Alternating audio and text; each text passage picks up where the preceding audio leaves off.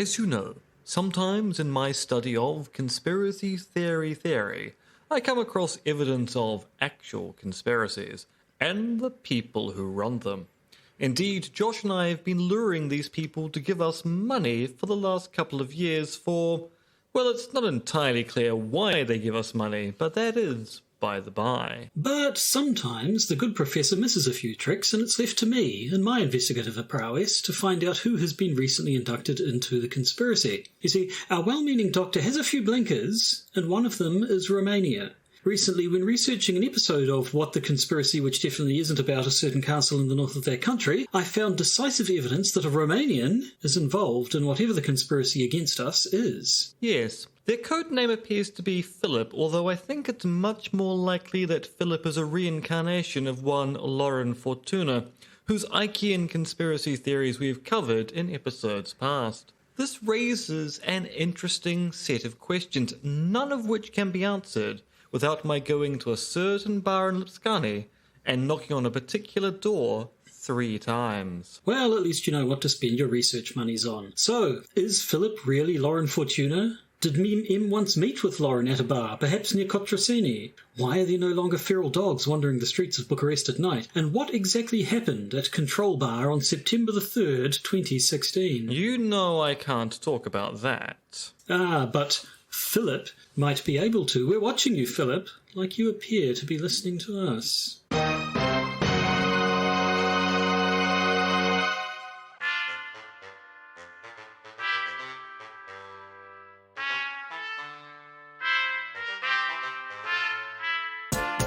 The Podcaster's Guide to the Conspiracy, brought to you today by Josh Addison and Dr. M. Dentith.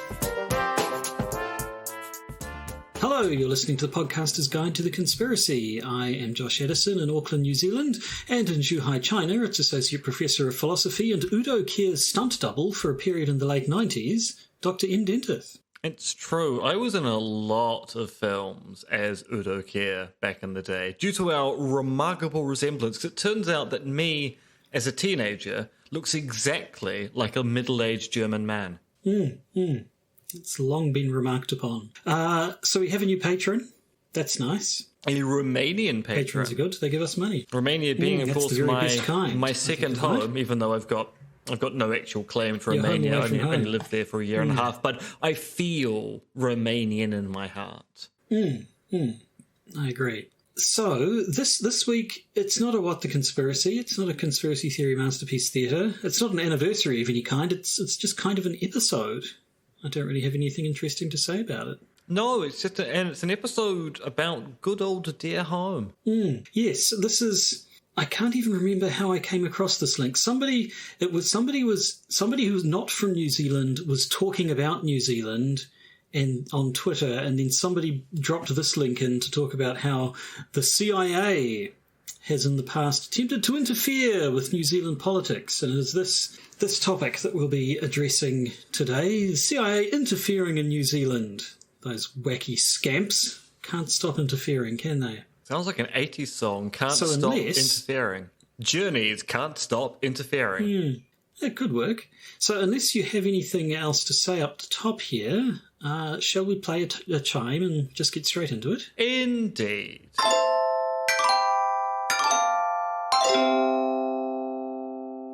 So, what we're going to be talking to you about today came from an article called How the CIA Tried to Overthrow New Zealand's Progressive Labour Government by Stoking White Racial Rage Against the Indigenous Maori Population. Bit of a mouthful. It was an article that was published in September of 2021 in Covert Action Magazine. What do you know of Covert Action Magazine? I know they're a magazine that exists, so I know of their work. I think they're one of those magazines which is by and by considered to be on the level, but also occasionally prone to engage in hyperbole. And I have a feeling, as we'll go through this article, this is one of those ever so slightly hyperbolic pieces, because it's a really interesting story, which is very, very poorly sourced, to the point where it makes some rather big claims with no evidence whatsoever. And you end up going, actually, you would probably be a slightly better story if you weren't engaging in such hyperbole. I also want to point out that because this is an American magazine, whoever the copy editor is of the magazine has at points in time decided to relabel our Labour Party with a US-style spelling, which is confusing. It's a little distracting. Of course, Australia spells Labour in the US style, and Aotearoa, New Zealand, does not. And because it talks about Australian governments in the second half of the article, it is ever so slightly confusing as to which Labour government they might be referring to from time to time. Nevertheless, it's written by a man called Murray Horton, who is apparently the organiser of the Campaign Against Foreign Control of Aotearoa, and an advocate of a range of progressive causes for the past 4 decades. So he's very... It's quite easy to see that he's very much against any sort of US influence here in the Antipodes, and doesn't seem particularly fond of when our government buddies up with the US. But in particular, he's talking about one particular instance from the 1980s.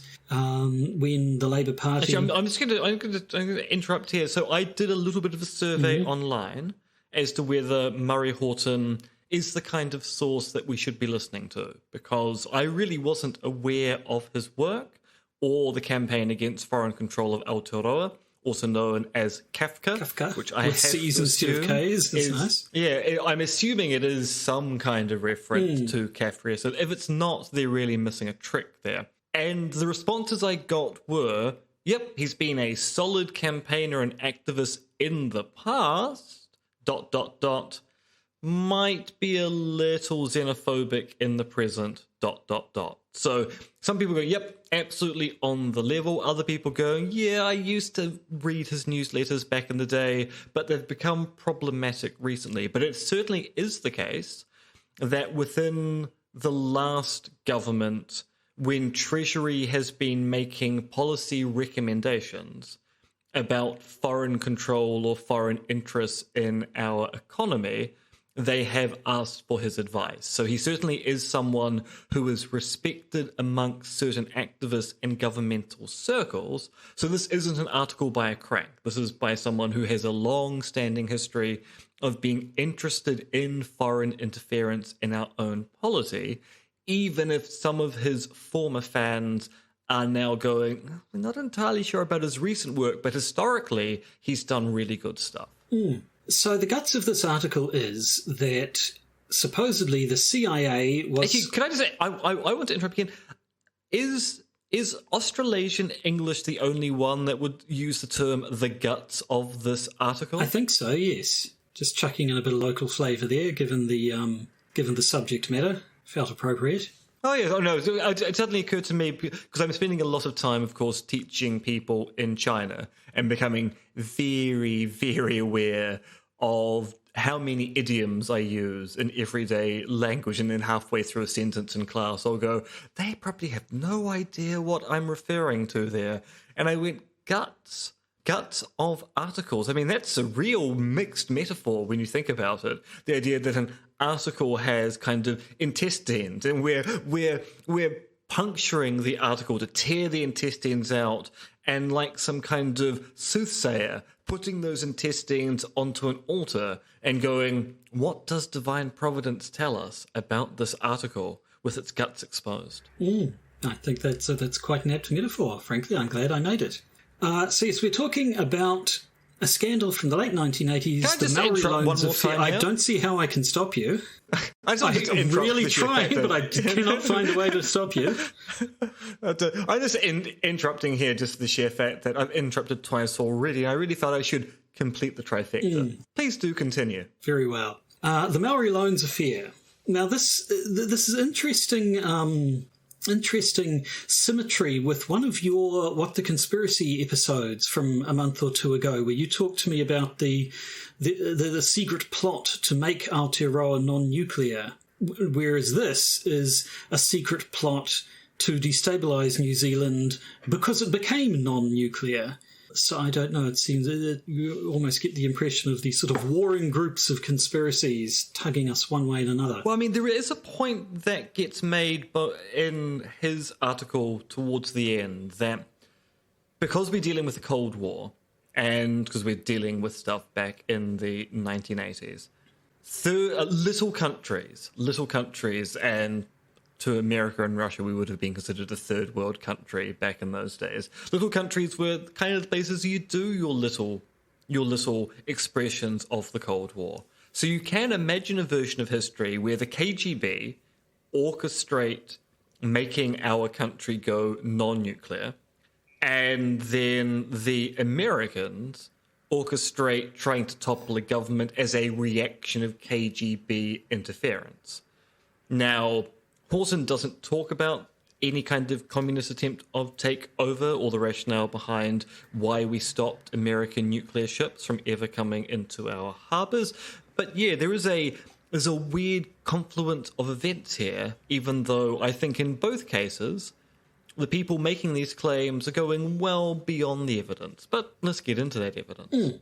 So the idea is that the CIA was behind a particular scandal which was designed to inflame white New Zealand resentment at supposed perceived special treatment for Maori, and shake up the government and ultimately topple the government in favour of one that was more New Zealand friendly.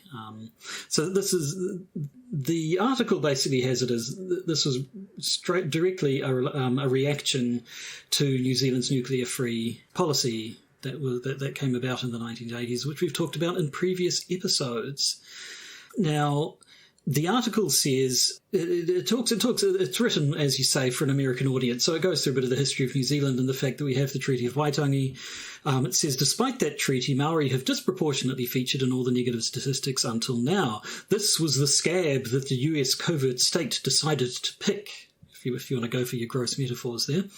The US Embassy commissioned private opinion polls that showed there was a wellspring of white racist resentment at quote-unquote special treatment for Maori, ripe for exploitation. Doesn't give a source for these private opinion polls, although in the 1980s you could probably just stick your head out of any window and pick up on the fact that there was... In the 1980s, you could stick your head out of any window and say, Kia ora, and have people writing to the government saying you're engaging in offensive speech. Because that literally happened.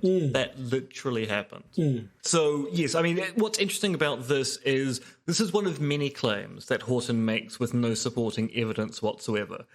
And the thing is, I don't think this claim is implausible. I can actually imagine the CIA... I mean, the CIA compile dossiers about nation-states all the time and attitudes in those nation-states. So, I mean, there's the CIA World Book, which is the online resource where the CIA have all the information about, the current state of the world, populations, the way the economies work, how the political systems work. It wouldn't be surprising the CIA in the 1980s doing some research about, look, one of our allies, Aotearoa, New Zealand, they have a Indigenous population. What is the attitude of the dominant white majority in the country to their Indigenous population? So I can see them doing a survey there and doing it for non-malign purposes, simply going, we want to know what is the state of racial tension in this particular country that we're allied with at this time. But at the same time, I would actually like to see a reference that this was being done, especially since the suggestion is it's being done for malign purpose. The CIA are polling the country not to find out the state of affairs there, but to go, ooh, can we weaponize this racial resentment? I would like to see a reference that actually backs that particular inference up. So to the details of the affair itself. So the two figures involved were Korowetere, who was at the time the Minister of Maori Affairs, and Tamati Redi, who was the head of the Maori Affairs Department. It initially came about in 1986 in Hawaii, interestingly enough. There was a Maori trade expo in Honolulu, which apparently didn't do particularly well. But while they were there, officials from the Department of Maori Affairs were there looking for business opportunities that could benefit the Maori people back in New Zealand. They were approached by a businessman from Rotorua, a fellow New Zealander, a guy called Rocky Cribb, who, as this article puts it, just happened to be on holiday there, with quote marks around happened. And he basically said, hey, I can give you guys a hand. I can put you in touch with some people who might be able to come to a mutually beneficial arrangement with you.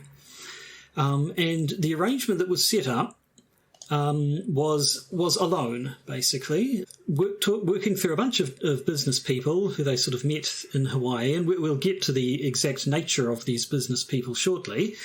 But supposedly the idea was they were going to set up a loan that was the equivalent of 600 million New Zealand dollars in Middle Eastern petrodollars. I don't know what a petrodollar is. Is that still a thing? No, I must admit, I'm not entirely sure whether that's just a discussion about the way the Middle East produces money due to its oil wealth, or whether there really was a unit of exchange in the 1980s. But at any rate, $600 million of currency of some kind, including a finder's fee of $20 million, this loan would be made so that the Department of Maori Affairs could set up a Maori Resource Development Corporation, which would use Maori labour to prefabricate houses for export, so creating jobs and bringing money into the country through export.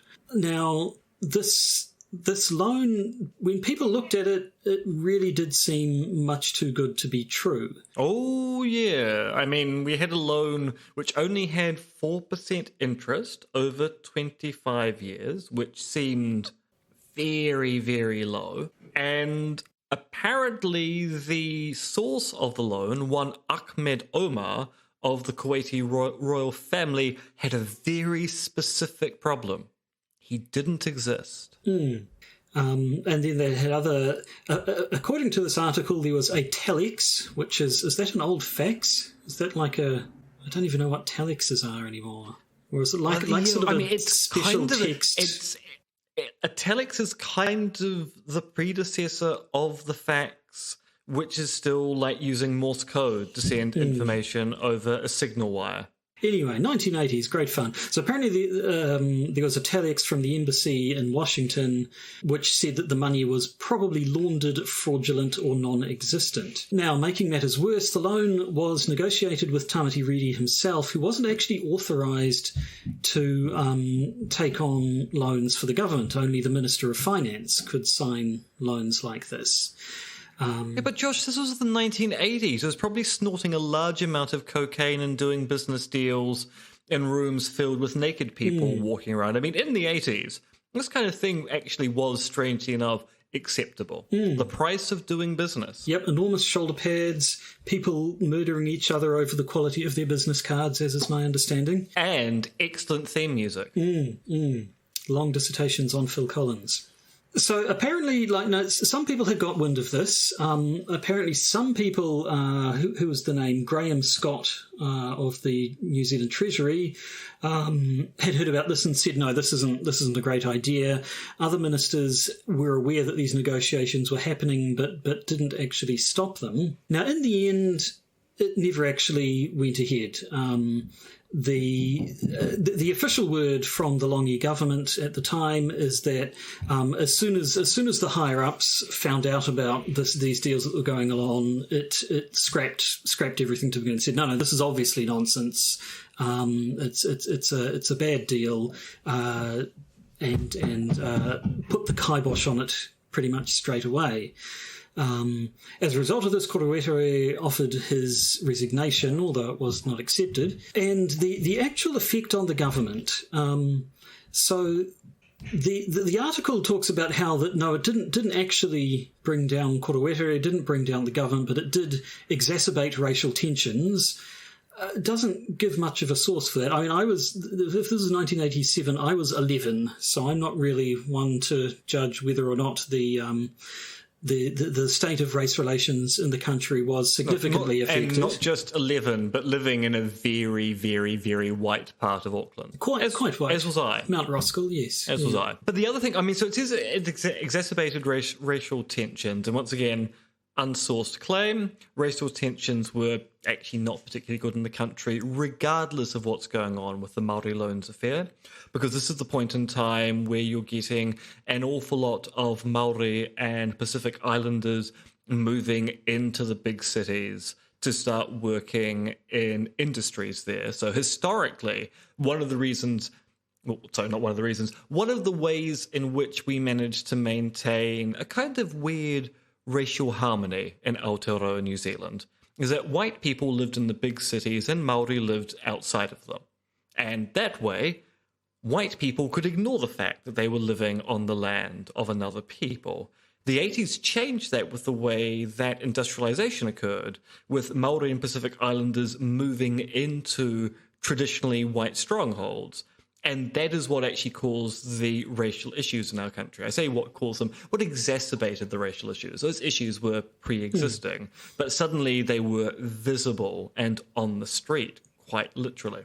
The other claim he makes is that this scandal placed the Labour government on the defensive and divided the party. But the problem was, actually, if you look at the history of that Labour government, it's not the Māori Loans Affair which causes the party to be divided. It's the really lax leadership of the Premier, David Lange, who was really good at giving speeches and very, very bad at leading a party that was working as one. Because, of course, the 1984 Labour government is the 1984 Labour government that brought in the Roger Douglas economic reforms, and there were huge fights in the party at the time between those who felt that we needed to restructure the economy completely and people who felt that was going to be a very bad idea. This was occurring before the Māori loan scandal was even an inkling in anyone's eyes. So once again, it seems that there's a large amount of hyperbole placing the collapse of government on one thing, when actually that collapse had already started by that time. Yes, so I mean, it's certainly true. This was going on in sort of 1987. 1989, David Lange resigned after his leadership was challenged by the rest of the party, becoming the first elected Prime Minister to resign while in office. Up until that point, the only reason Prime Ministers had left the office was because they had either died or been defeated at an election. And yeah, it was all around the economic policies that had brought it, that were referred to as Rogernomics, sort of mirroring Reaganomics that was going on in America at the time. And yeah, although we actually kind of went slightly harder than Reaganomics did. Reaganomics kind of started things, and Rogernomics said, "Oh well, this is the way things are going to be. We're going to complete the project now." And Reaganomics did not go as far, which meant that we sold all of our infrastructure expecting everyone else in the West to do so. And then when everyone else in the West didn't, we were going, but we did what you were telling us to do. And then you didn't follow through. And now we've completely and utterly scuppered the country. That was a bit stupid. Yes, so... And yeah, there was a lot. I mean, I was a child at the time. This is just what I've sort of been told afterwards. But Lange, while he was an excellent orator and good sort of public face of the country, he didn't have the strongest economic mind and was quite sort of conflict averse as well. So these tensions boiled up to the point that people started leaving and splintering and forming their own. Jim Anderton, the MP, splintered and formed the new Labour Party. Eventually, that's what always gets me, is that these days we have the ACT Party, which is the far right party here in New Zealand. That was started originally by the likes of Roger Douglas Labour ministers who were splintered off from Labour. Roger Douglas, Richard Prebble. Anyway, so I mean, and other people whose names we can't recall. But the point is, Longy resigns in 1989, succeeded by Geoffrey Palmer. Geoffrey Palmer lasted about a year in the position before he was replaced by Mike Moore just ahead of the 1990 election, where Labour lost and National came into power. And lost in a landslide. Yes. It was a major loss. So, I mean, the party very much did fall apart, but it's hard to say that this particular scandal was a great cause of it. Nevertheless, it is a scandal that it seems can be traced to the CIA. Now, Television New Zealand, the state broadcaster, sent people off to Hawaii, did an investigation to sort of track down the figures behind this Maori loan scandal, and identified a number of companies that appeared to be fronts for the CIA and people who worked for them. So apparently, according to this article, several of the businessmen who floated the loan worked for a CIA front company called Bishop Baldwin, Rearwald, Dingham and Wong, which acted apparently on the instruction of Honolulu CIA station chief Eugene Welsh. I mean, couldn't they have come up with something with a better acronym? BBDRDW. Well, actually, apparently, so Mr. Wong was someone who ran this company, but there was no Bishop Baldwin, Rearwald, and Dillingham. Apparently, that was it was a thing. You'd stick lots of names on your company name to make it sound like a big illustrious company, just to pad it out.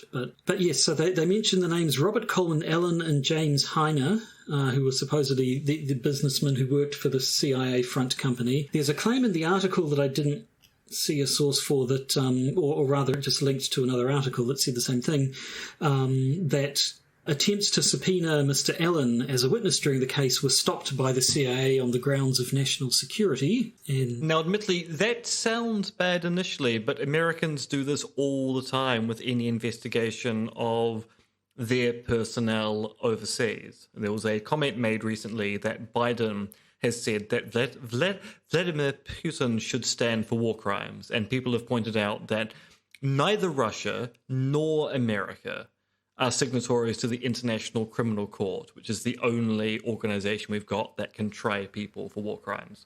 So it's a bit rich for Biden to go, prosecute this man for war crimes, using a system that my government does not support, made even worse by the fact that the standing policy of the United States of America is that if an American military personnel member is arrested and charged by the ICC for war crimes, America is pledged to invade that country to get that person back. So it's just kind of a standing thing that you can ask for cooperation by the Americans when it comes to investigations, and typically they'll say no. And they'll say no using national security as a rubric for simply going, we're not going to tell you why. We're just going to say, nah, you can't investigate this particular person. We're just not interested in having that conversation. National security. Yes. National security. Yes, so then they also mentioned another person called Steve Thomas, who supposedly replaced Mr. Eugene Welsh as the Honolulu CIA station chief. Now, he was a guy who was apparently feeding information about all this to the New Zealand media and to a plucky young firebrand in the National Party by the name of Winston Peters. Winston Peters? Winston Peters, who... We've talked about Winston Peters a lot. The old man of New Zealand podcast. Politics, yes. Winston Peters, who was always kind of in it for Winston Peters, but he loved any opportunity to get a bit of attention, and so he also loved showing up the government of the day. So during this time when Labour is in government and Winston Peters is a member of the National Party, he was quite happy to show up the government of the day. When the wine box inquiry occurred and Winston Peters had been kind of demoted for his activities, he was quite happy to show up the national government of the day, because nothing makes Winston Peters happier than making the claim that the government of the day is bad and what you really need is a Winston Peters in charge. Yeah, always the way he was always best in opposition. That was always the problem. Once he actually got any sort of power, then it made it a lot harder for him to do the sort of... Yeah, although the last term of the current government, he really did go out of his way to be the opposition member who was also Deputy Prime Minister. Yes, no, that was... who was it? Someone talked about the fact that, it's Labour's attitude to Winston Peters seemed to be, I'd rather have him... what's the expression? Rather have him inside the tent pissing out than outside the tent pissing in. But in this case, it was, we've got him inside the tent pissing in rather than being outside.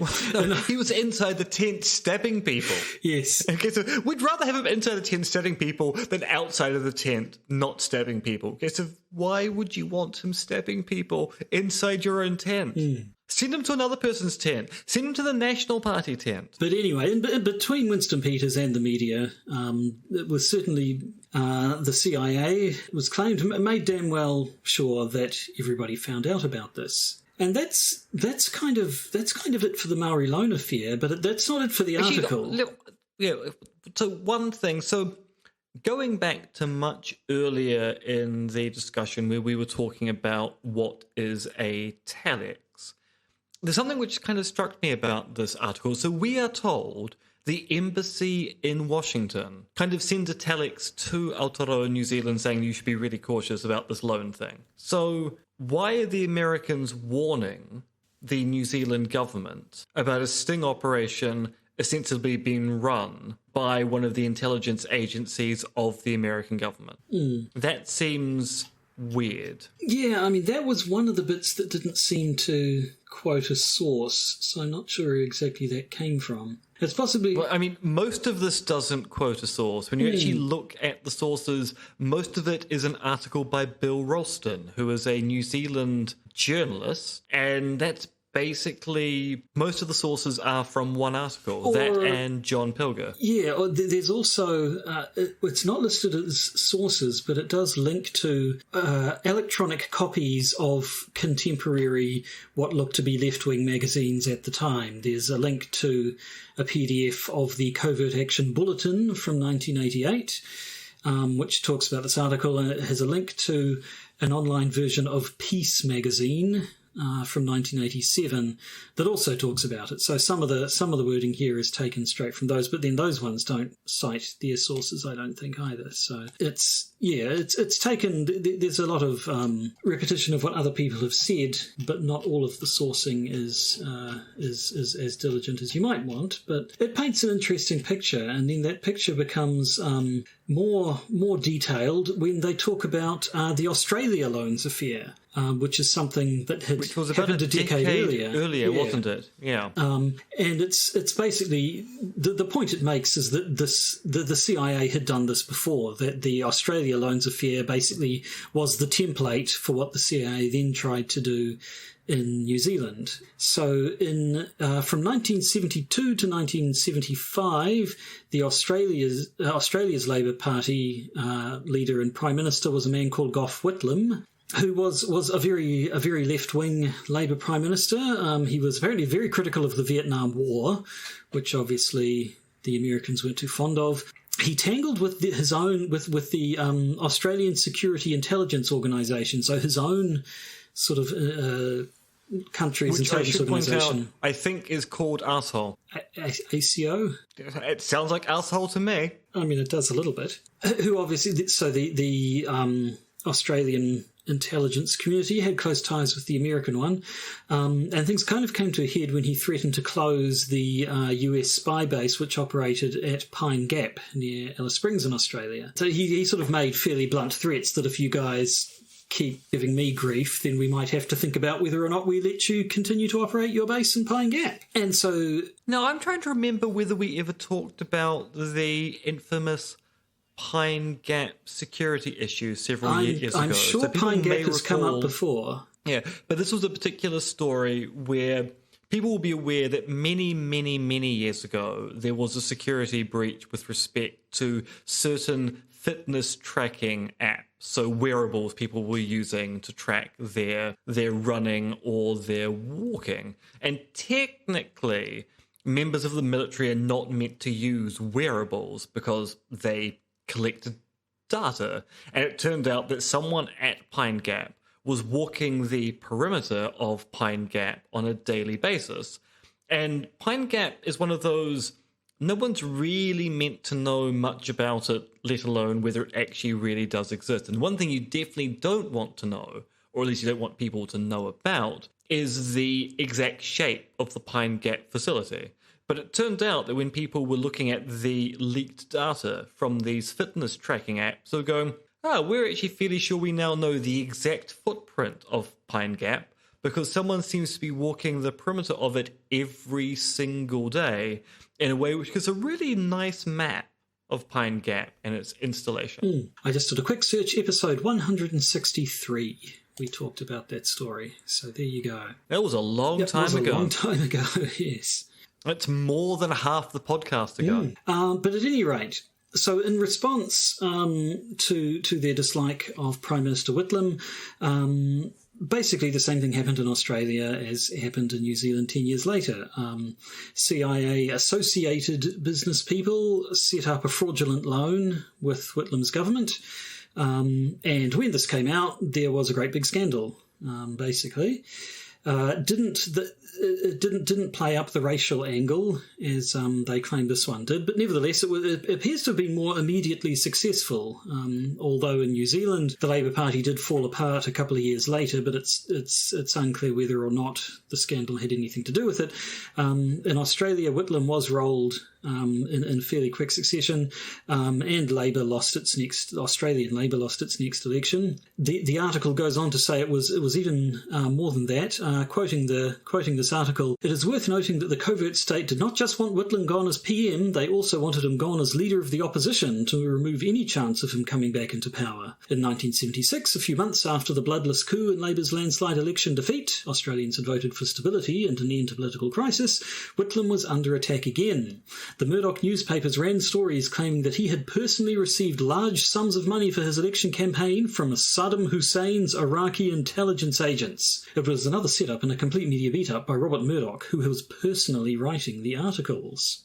No source given except for the Pilger article, as far as I can see. And yes, and then the rest of the article, which is a good third of it or so, is basically just talking about New Zealand's relationship with America and... Oh, no, not just America, Josh. The US Empire. The US Empire. He doesn't talk about America. He talks about the US Empire again and again and again. And part of me appreciates that, Moxie, because the US is a kind of imperial power. But at the same time, US Empire being repeated again and again and again in one article does make it faintly ridiculous towards the end. Yes. Yeah, so, I mean, when you get down to it, the non-nuclear policy was not affected by any of the stuff that happened. Over time, relations with America have sort of become better. Obviously, the New Zealand's non-nuclear stance at the time saw us kicked out of the ANZUS, Australia, New Zealand, US alliance, which we're still not a member of, I think, but we are part of the whole Five Eyes spying program and we still engage in military activities with Australia and the US. We just don't do it under the label of ANZUS anymore. And now, of course, they're replacing ANZUS with AUKUS, which is the Australian United Kingdom United States alliance. And they're now talking about bringing Japan in on that, which would make it the Nippon Australian United Kingdom US alliance, which would be NAUKUS. They're going to institute NAUKUS, Josh. It's going to be NAUKUS all the time. I'm actually okay with that. Officially, apparently, it was under the Obama administration, New Zealand officially was restored to its status as an American ally. Yes, because we even allowed an American warship to enter our harbour in 2016, which was a covert admission by the Americans that this particular warship was not nuclear powered, because of course what has stopped American warships from ever visiting our ports is that we simply require them to announce whether they're nuclear powered or have nuclear armaments on board because of our non-nuclear status, and America won't do that, except in 2016 they did it once by going, this frigate, which is diesel powered and cannot have any nuclear armaments on board, it can definitely visit because there's just no way it can be a nuclear ship. And that's kind of it. The article rounds out with a little bit of a sort of a where are they now, which is dead in many of the cases. Korowetere died in 2018. David Lange died in 2005. Nice big picture of Jacinda Ardern standing next to Donald Trump. Not really sure what the point of that one is, but... And talks about Winston Peters and how he... refers to him as a loyal servant of the US empire and says how he did well by cozying up to the US in his various official capacities over time. Well, yeah, actually, that's one thing we didn't mention. So Murray Horton does make a very big deal out of the fact that when Winston Peters was shopping the Māori Loans story around, people pointed out to Peters that there was a CIA angle on it. But Peters wasn't willing to talk about that aspect of the story. He only wanted to focus on the scandal for the New Zealand government and not talk about potential foreign interference, which is why Horton is making the claim that Peters is a loyal servant of the US empire.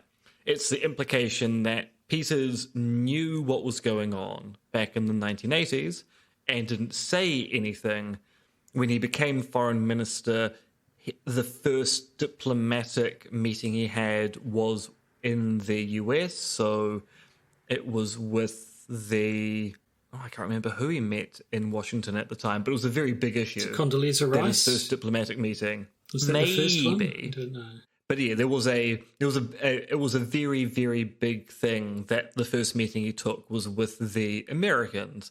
And so that's why Horton is going, look, he's a servant of, or at least not a servant, he's a loyal subject of Americana because he's not willing to accept America's interference here, and he is willing to play up the relationship between our country and theirs. So there you go. Another interesting little piece of New Zealand's conspiratorial history. But a frustrating one, because there's so many claims which are just not sourced.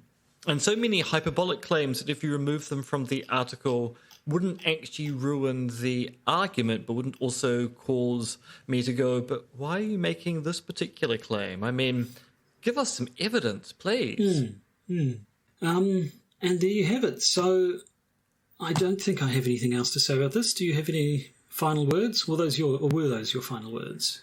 Well, I mean, I could just interrupt you one more time. Well, for that, I'd have to be talking, and I don't really see that there's any possible way that can continue. I'd just have to, for no apparent reason, have to start rabbiting on and on and on and on and on and on to give you the opportunity to interrupt me. And frankly, I don't see that happening. Do you see that happening? I don't see that happening. No. See, it didn't happen. So... in that case, I guess the only thing we need to do is give a bit of a preview of the bonus episode we're going to be cooking up for our patrons. Would you like to do the honours? Indeed, we have Watergate Part 2, the Trump edition, the return of the notebooks of one Charles Darwin after 22 years on vacation, and a UFO invasion from 2014 that was averted by one clever man. So if you'd like to hear about those and you're a patron, then just stay tuned and you'll get a patron bonus episode somehow through Patreon or something. I don't know how these things work. If you're not a patron and you'd like to hear about this sort of thing, then just go to patreon.com, search for the Podcaster's Guide to the Conspiracy and sign yourself up. And if you don't want to be a patron, well, then that's all right, because you've listened. How long have we been recording for? About 50 minutes or so. You've listened all the way through this, and you're part of our audience. Quite frankly, that's good enough for me. So, and it's good enough for Josh. So, in that case, I really don't think there's anything left to do except for me to just be a crazy maverick firebrand like Winston Peters himself and say goodbye. Durango. The Podcaster's Guide to the Conspiracy is Josh Edison and me, Dr. MRX Dentith. You can contact us at podcastconspiracy@gmail.com, and please do consider supporting the podcast via our Patreon. And remember, oh December, what a night.